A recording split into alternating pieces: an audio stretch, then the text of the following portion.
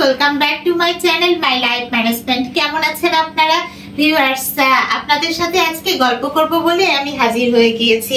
গত কয়েক ভ্লগে তো আপনারা দেখেছেন যে আমি ওজন কমানো নিয়ে অনেক কিছু বলেছি, আপনাদেরকে অনেকগুলো ইনফরমেশন দিয়েছি যে ওজন কমানোর পরে আমি তো 50 কেজি ওজন কমিয়েছি।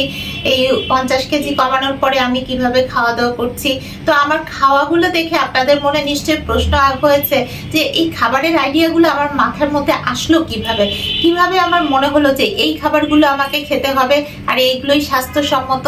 তো আজকে সেটা নিয়ে আপনাদের সাথে আলাপ করব।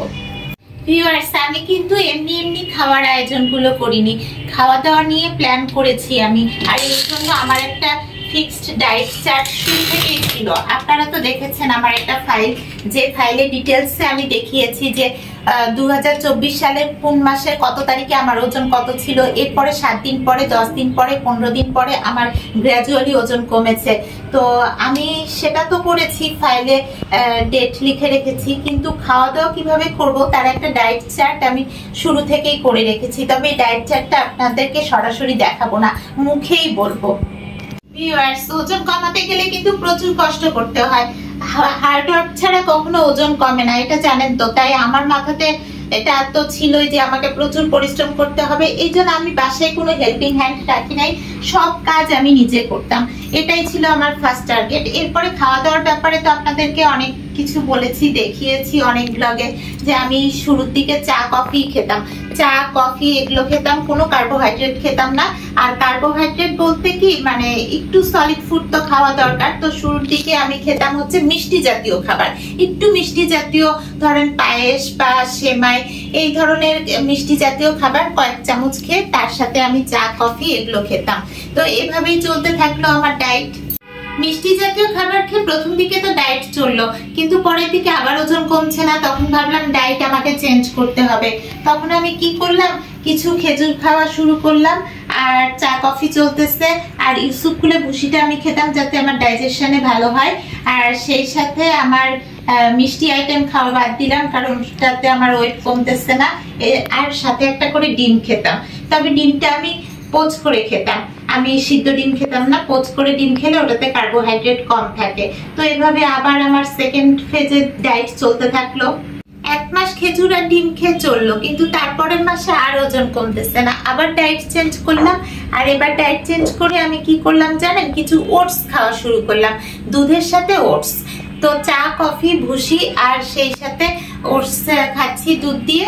তো ওটসের মধ্যে সামান্য কার্বোহাইড্রেট যাচ্ছে, আর একটু লিকুইড আইটেম গুলো তো সবই খাচ্ছি। তো এভাবে আবার আমার থার্ড মাসে ওজন কমানো চলতে থাকলো।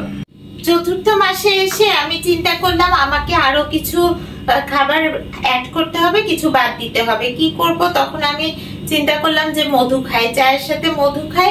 আর সলিড ফুড আমি কিছুই খাবো না, একটু যদি খেতে মন চায় বা খাওয়া দরকার হয় চা কফির সাথে, একটু রুটি বা পরোটা কয়েক টুকরা কামড় দিয়ে খাবো। তো এইভাবে তাই চতুর্থ মাসে আমার ওজন কমানো আমি চালিয়ে যেতে থাকলাম।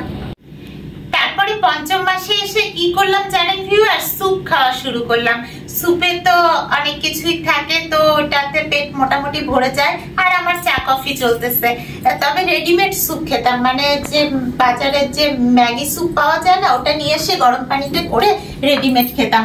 কারণ হচ্ছে বাসায় বানিয়ে স্যুপ খাবো, তখন আর এত এনার্জি নাই, কারণ আমি বাসার অন্যান্য কাজগুলো করতাম, কিন্তু আমার খাওয়া দাওয়াটা আমি খুব শর্টকাটেই করতাম। আর ষষ্ঠ মাসে এসে আমি কি করলাম, যে চিন্তা করলাম যে এবার কি করা যায়, আবারও তো ওজন কমতেছে না। ওজন কিন্তু সবসময় একই ওয়েতে বা একই লেভেলে কমে না ভিউয়ার্স, ডায়েট চেঞ্জ করতে হয়। তখন আমি শুরু করলাম ব্রোকলি খাওয়া।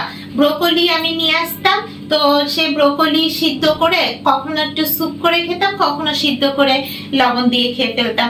তো এভাবে আমার ষষ্ঠ মাসে ওজন কমা শুরু হলো। সপ্তম মাসে এসে আমি শুরু করলাম দই খাওয়া। দই দিয়ে চা কফি খেতাম, চা কফির সাথে সাথে দই একটু করে খেতাম। তখন দেখা গেছে যে আমার ওজন ভালোই কমা শুরু হলো। তো সপ্তম মাসেও আমি সাকসেসফুলি ওজন কমালাম। আর আপনারা তো জানেন যে আমার যখন ফাইলটা দেখিয়েছিলাম আপনাদেরকে যে কোন মাসে কত কেজি কমেছে, আমার 3-4 কেজি করে মাসে ওজন কমতো।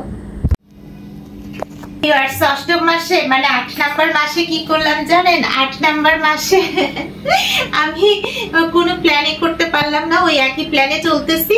এরপরে আর সেই মাসে আমি শ্রীলঙ্কার মালদ্বীপ ট্যুরে গেলাম। তো ট্যুরে যাওয়ার পরে হলো কি, আমি তো আর যে বাসায় যেগুলো খাবার খাচ্ছিলাম ওগুলো ট্যুরে যে খাওয়া হয় নাই। তবে কমপ্লিমেন্টারি ব্রেকফাস্টে বলেন আর হোটেল রুমে কমপ্লিমেন্ট হিসেবে তো ওরা চা কফি আইটেম গুলো দেয়, তো আমার ওগুলো খাওয়া হলো। চা কফি আমি যা দিয়েছে সব খেয়ে ফেললাম।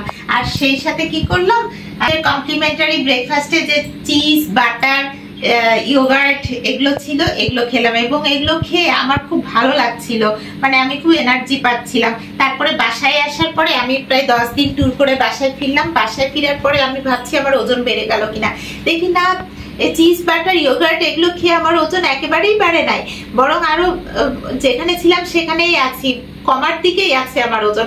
তখন আমি বাসাতেও মানে বিদেশ থেকে আসার পরে ওই চিজ, বাটার, ইয়োগার্ট গুলো বাসায় খাওয়া শুরু করলাম। ভিউয়ার্স, নবম মাসে চিজ, বাটার, ইয়োগার্ট এগুলোই চলতেছে আমার চা কফির সাথে। আর সেই সাথে আমি অ্যাড করলাম হচ্ছে আইসক্রিম। একটু সামান্য আইসক্রিম খেতাম, তাতে আমার মুখটা মিষ্টি হতো, একটু বেশি না। বেশি আইসক্রিম খেলে কিন্তু আবার ওটা ফ্যাটে চলে যাবে। তো এভাবে নবম মাসটাও আমার কেটে গেল। 10 নাম্বার মাসে এসে আমার ওজন তো কমতেছে, অনেক কেজি কমে গেছে, প্রায় 30 কেজির মতো। আমি তো তখন খুব খুশি যে আল্লাহ, আমার তো ওজন অনেক কমে গেছে। প্রত্যেক মাসে মাসে আমার ওজন কমতেছে। তো এই মাসে এসে আমি কি করলাম, চিজ, বাটার, ইয়োগার্ট এগুলো খাচ্ছি, এগুলোর সাথে আমি একটু সালাদ অ্যাড করলাম, মানে একটু শসা টমেটোর সাথে মেয়োনেজ দিয়ে খেতাম। খুব সামান্য মেয়োনেজ নিতাম, মেয়োনেজটা আমি কিনেই আনতাম, বাসায় বানাতাম না, তো ওইটা দিয়ে আমি খেতাম। তো এভাবে আমার খাবারের আইডিয়া গুলো ব্রেনে সেট হতে থাকলো যে কি কি খাবার আমার যখন ওজন পুরো কমে যাবে তখন আমি খাবো। সেট করতে করতে আমার কিন্তু প্ল্যান হচ্ছে চিজ, বাটার, ইয়োগার্ট এগুলো আমি বাদ দিব না, এগুলো আমার যেহেতু ভালো লাগছে আমি সবসময় খাবো। আর বরাবরই কিন্তু ভিউয়ার্স, দুধের আইটেম গুলো আমার খুব পছন্দের। দই, বাটার, চিজ, আইসক্রিম এগুলো আমার আসলেই পছন্দের। 11 নাম্বার মাসে এসে আমার ওজনের ফিনিশিং দেওয়ার পালা। তখন আমি কিন্তু ভিউয়ার্স ওজন একেবারে শেষের দিকে। তো আমি একেবারে সলিড ফুড, মানে কোনো স্যুপ খাবো না, কোনো চিজ, বাটারও খুব কম পরিমাণে খাবো, শুধু হচ্ছে আমি চা কফিটা বেশি করে খাবো আর দইটা একটু খাবো। দইটাই আমি একটু বেশি করে খেতাম। এভাবে 11 নাম্বার মাসটা আমি শেষ করলাম, আর আমার আরো 5 কেজি ওজন কমে গেল। তখন প্রায় 35 কেজির মতো ওজন শেষ। তখন আমার তো ফিনিশিং দেওয়ার পালা। এরপরে লাস্ট ফিনিশিংটা আর কি বলবো আপনাদেরকে, প্রচুর হার্ড ওয়ার্ক করেছি, বাসার এত কাজ করেছি, কাজ করে করে করে করে বাস আমার আরো 1 কেজি মানে 36 কেজি ওজন কমে গেল। এভাবে 85 কেজি থেকে আমি 53 কেজিতে আমার ওজনটা নামিয়ে আনলাম। তো ভিউয়ার্স, আসলে আমার এক সময় ওজন ছিল 103 কেজি, আপনারা জানেন। তো 103 থেকে 53তে আছি, মানে আমি 50 কেজি ওজন কিন্তু আমার লাইফে কমিয়েছি। আমার এইসব অর্গানিক খাবারগুলো তো আপনাদেরকে প্রায় ভ্লগেই আমি দেখাইছি যে আমি কিভাবে অর্গানিক খাবারগুলো অ্যারেঞ্জ করে খাই। আসলে এই অর্গানিক খাবারের আইডিয়াটা আমার মাথাতে কখন আসলো জানেন? যখন ওজন পুরোটা কমে গেল, আমি মেনটেন করা শুরু করলাম যে আমার ওজনটা তো এখন কমে গেছে, আগের নিয়মে খেলে হবে না, এখন ওজনটা আমার এই জায়গাতেই 53তে ফিক্সড থাকবে। আর কিভাবে ফিক্সড থাকবে এটা নিয়ে আমি চিন্তা ভাবনা শুরু করলাম। তারপর বিভিন্ন ডাক্তারদের, পুষ্টিবিদদের ভিডিও দেখা শুরু করলাম। তাদের ভিডিওগুলো দেখে আমি আইডিয়া গেইন করলাম যে কোন কোন খাবারগুলো আমার জন্য স্বাস্থ্যসম্মত, সেই সাথে আমার ওজনটাও ঠিক থাকবে। তো ওগুলো দেখেই কিন্তু আমি এই coconut oil, MCT coconut oil, extra virgin coconut oil, coconut cider vinegar, coconut aminos sauce এগুলো কালেক্ট করেছি। সেই সাথে গত ভিডিওতে দেখিয়েছি আপনাদের organic rice, black rice, quinoa rice এগুলো আমি কালেক্ট করেছি। আর সেই সাথে কারকিউমা, অর্গানিক মধু, তারপরে হচ্ছে আপনার কফি বিন, অ্যারাবিয়ান কফি বিন, তারপরে শ্রীলঙ্কা থেকে আমি কিছু চা নিয়ে আসছিলাম, আমার চায়ের কালেকশনও আপনাদেরকে দেখিয়েছি। তো ভিউয়ার্স, আর হচ্ছে ঘি, অর্গানিক ঘি, বাটারও আমি একটা কোম্পানি থেকে অর্গানিক বাটার কালেক্ট করি।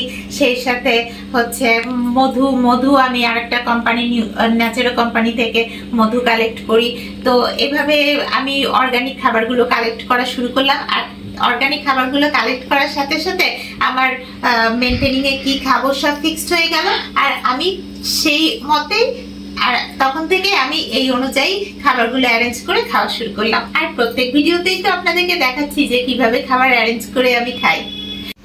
তো ভিউয়ার্স, আজকে আমার এই ব্লগটা মানে আমার এই বকবক করাটা আপনাদের কাছে কেমন লাগলো অবশ্যই জানাবেন। আমি কখন কোন মাসে কি কি খেয়ে ওজন কমিয়েছি সেটা পুরো ডায়েট চার্ট দেখে আপনাদেরকে বলে দিলাম। এভাবে আমি ওজন কমিয়েছি। তো ভিউয়ার্স, আসলে সবার ডায়েট চার্ট এক হয় না, সবার বডির মেটাবলিজম এক না। তো আপনাদের ভালো লেগে থাকলে আমার ভিডিওতে একটা লাইক করে দিবেন, আর আমার চ্যানেলে যারা নতুন তারা অবশ্যই আমার চ্যানেলটি সাবস্ক্রাইব করে রাখবেন। আবার দেখা হবে আমার নেক্সট ব্লগে আপনাদের সাথে। আল্লাহ হাফেজ।